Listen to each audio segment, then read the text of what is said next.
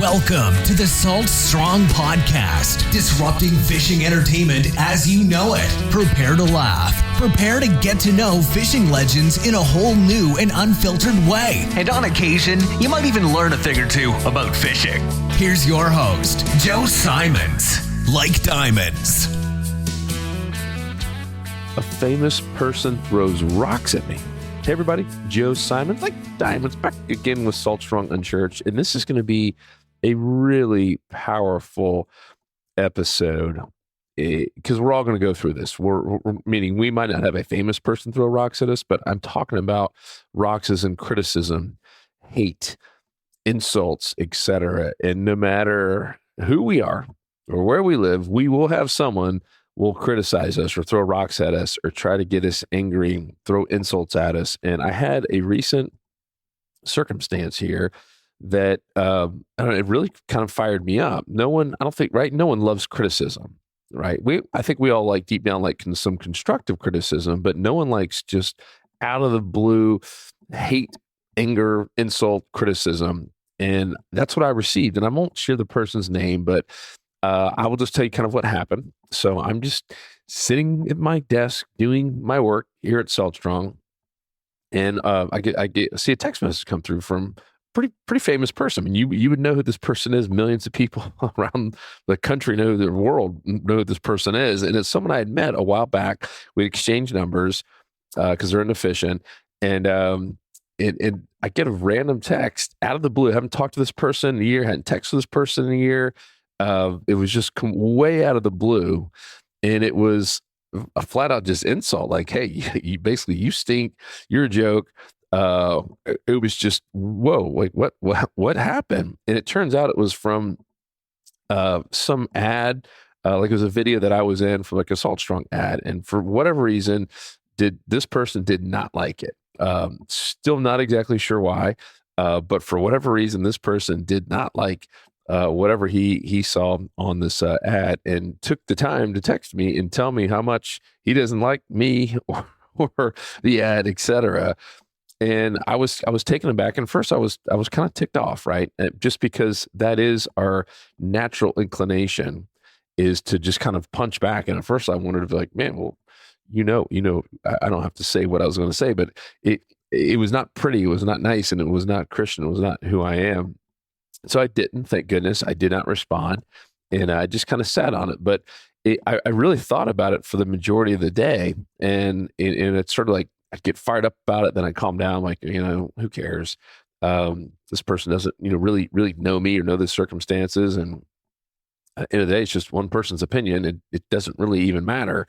And so I just couldn't get out of my head though. And maybe you've been there before where, someone says just one little thing, and regardless if it has truth to it or not, it bugs you. Cause like, man, why would they say that? And do other people think that? And you start kind of beating yourself up over it. But what's so neat is how God puts the answer in front of our faces right when we need it. So that evening, I pull up the book that I'm in the process of already reading. So I was already more than halfway through this book. And it's called The Richest Man Who Ever Lived, King Solomon's Secret to Success, Wealth, and Happiness. And it's by Stephen K. Scott. Stephen K. Scott is a somewhat of a famous person himself, written multiple books. If you've seen his name before, is built a bunch of businesses, sharp guy. And he's a Christian guy. And so he wrote this entire book about everything he's learned from reading all of King Solomon's quotes, life, proverbs, from the Bible, all the different wisdom that he's learned from everything he could find about King Solomon. And most of it, coming from Proverbs and coming from the Bible. And a really, really great book, by the way. I highly recommend it. And guess what? The next chapter, the one that I was starting up that evening, it was about receiving criticism, right? This is, from the Bible too, which is really, really neat. And I'm not gonna read you the Bible version. I'm gonna read you what Stephen K. Scott has pulled out of everything that King Solomon says about receiving criticism from the Bible. And number one, and this is what really, really helped me. So when you get a criticism, write it down. In this case, it was already down because it was in a text, but you really want to determine how qualified this person was to give such a criticism. And I was like, I never really thought about that way. And so you could write like a V for very qualified, an S for somewhat qualified, and an N for not qualified at all. And this person was definitely not very qualified, somewhat, maybe, I don't know, I give them the benefit of the doubt just because of who they are, but closer to an N of not qualified at all to even give me that criticism in the first place. And it's funny when you just do that one, and there's more to this, but if you just do that one quick, right? Because you can do that in just a couple, seconds. It's not minutes. If you just do that one quick, like, hey, are they qualified to say this? Are they somewhat qualified? Are they not qualified at all? In most cases, they're not qualified at all or somewhat qualified, right? Very rare is it someone who's very qualified to give you the criticism that they do. And so right there, it already takes away a ton of its power, right? So whatever that criticism is, no matter how hard it stings, no matter how hard you wish it never happened, a lot of times the person's not even qualified to say it. So it's like, all right, well, if they're not even qualified, who cares? So that kind of just took away some of its power over me right off the bat. And then the next one is, what is the motive of the critic? So what is the motive of the person that is slinging the rocks? Was it their concern for you, right? Or was it genuine concern for you or for others? Or was it maybe selfishness or jealousy or fear or animosity or hurt or anger, or they're just their own immaturity? And so that's another kind of filter to put through. And so when I started thinking about that, I was like, all right, well, it definitely wasn't concern for others. Was it selfishness or jealousy, fear or hurt or anger or just immaturity? It kind of leaned towards the end because, like I said, it was just unwarranted and just kind of out there. I was like, man, maybe just going through a tough time. So that also took some of the bite or the sting away. And then this was a really interesting one. And this is what really, really helped me. So the next kind of filter is, all right, how accurate was the criticism? So we've already taken away like, hey, maybe they're not even qualified. They might have had some weird motive, but let's really talk about how accurate it is. And usually with anything, if you really dissect it, there's what Solomon calls three things: water, sand, and gold. So water in the criticism is stuff that's exaggerated or absurd or meaningless. So there was a lot of that. There was stuff that was just absurd and way exaggerated. So that's the water in the criticism. The sand in the criticism, that's the thing that's irritating and hurtful. Those could be a specific word or words, the tone of it, or the spirit, etc. So there's always some sand. So you kind of just, if it was a sentence or three sentences, whatever, you're looking for the water and the sand. And then in most criticisms, and this was a big takeaway, in most criticisms, there's some gold. And this is the truth that can be drawn from that criticism to help you become a better person. So how can I use this criticism, even if it was way out there in left field and didn't even make any sense? There's usually some gold deep down if I really search for it. And I never thought about it that way. I'm usually just, ticked off and trying to think about a way to kind of punch them back in the nose, if you will, when someone gives me unwarranted, just kind of off the cuff, weird, criticism or throwing rocks. But when I did that, I read it again. And there was some water in there, stuff exaggerated and meaningless, a little bit of sand, like a couple things that were hurtful, like no one wants to be called a joke. And then there's gold. There was a little bit, like one little small piece of gold. I was like, you know what? There's maybe some truth. There's maybe some truth in that one video that we can maybe just become better. That I can perform. Basically, how can I perform better in that? And then when you take all of that into consideration, and then you reply, oh my gosh, it changes everything. So I completely disarmed this person, and my reply was, "Man, thank you, thank you so much for your concern and for even taking the time to think about me here. I just want to tell you, I really appreciate it. And if there's anything I can do to help you out, let me know. I'd love to kind of return the favor." And that changed everything. It all of a sudden it took that whole burden and the anger and all the stuff I was feeling inside completely off my shoulders, and I was literally able to go to bed that night and not have to even think about it again. The only time I thought about it is just because I want to do a podcast on it, because this book, like I said, I mean, how crazy that I was reading this book and it happened to start with the chapter on criticism the same day that I received this random text from a famous person throwing some criticism at me. So cool. And normally, what would have happened is I would have responded probably a little bit more negatively and not as nice, maybe with a little bit of a jab back. And I would have thought about it, and it probably would have gone back and forth. So guess what? I never heard from the person. I basically killed the text string with kindness, right? How can, because it was almost like the person was looking for a fight for whatever reason. Like I said, I don't know, going through a tough time, hurt, anger. I just don't know, and may never know. But instead, I say, I'm going to find that one piece of gold in that criticism, and I'm just going to respond with love. And when you do that, like I said, it disarms everything. When you respond with love and instead of anger or another criticism, like, oh yeah, well, here's what, it's because a lot of people will go try to find something about that person, right? It's almost like, all right, I'm not going to sleep until I find something about that person where I can criticize them back and it's going to make me feel better. And temporarily it does.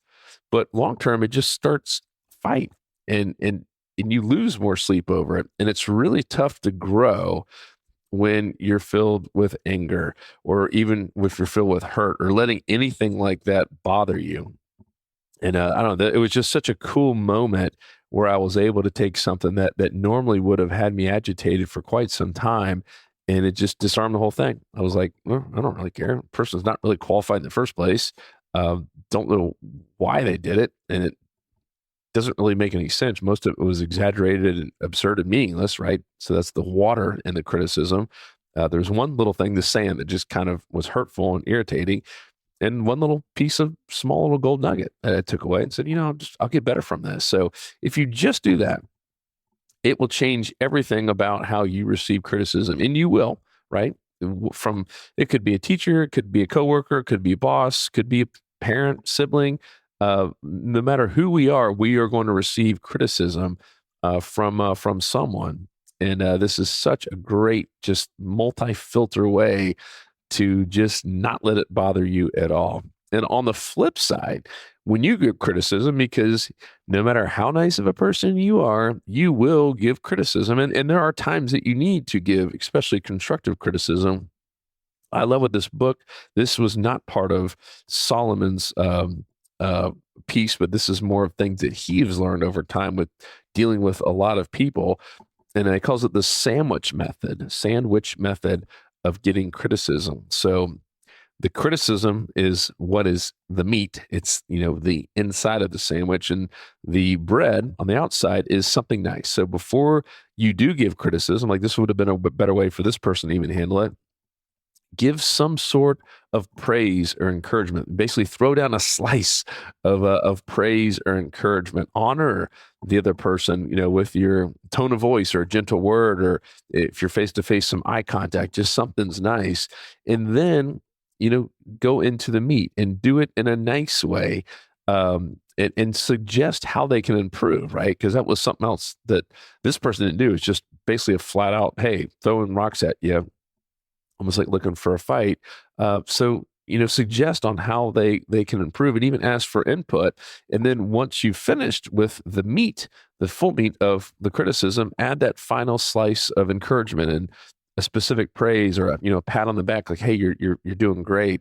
And it's crazy how different that is versus what most of us do, is just kind of blurt out how we're feeling. And even though it's good to be honest, it also is better to be honest and also give a little bit of praise before and after. It just changes everything. And I mean, I'll ask you this. Can you think about some criticism or something that someone said in your past that you still remember to this day? Right? Think about it. It could have been something a teacher said, or even a parent, or someone you thought that you looked up to, someone that you thought was like a mentor, and they say one little piece of criticism that maybe sticks with you forever, or it could have been a girlfriend or boyfriend or a spouse, right? Most of us could think back to something kind of negative that someone said. And I would be willing to bet if you still remember it, the person didn't handle it in the sandwich method. They usually just laid it out, or it came out, or was in the middle of a fight and just got blurted out, and it was hurtful. It had that sand, if you will. And I think anytime that you can, give it criticism and still honor that person with some, whatever it is, some praise or encouragement, or hey, you're still doing a good job. Man, it changes everything, and it changes your relationship with that person. You become known as an awesome person to be around and talk to, versus like, this person who sent me the random text, I still like them, still appreciate them, and I don't think worse of them, but same point, I'm not dying to, be around them, just for that reason. So, and if the person listens to this, still love you. I would encourage you to do the sandwich method next time you're sending a message to someone, regardless if you think you're right or not. That really would have kind of changed everything. And if everyone acted like that, think about what that would do to the world, versus all the quick to judge and quick to criticize people that we have here in this world.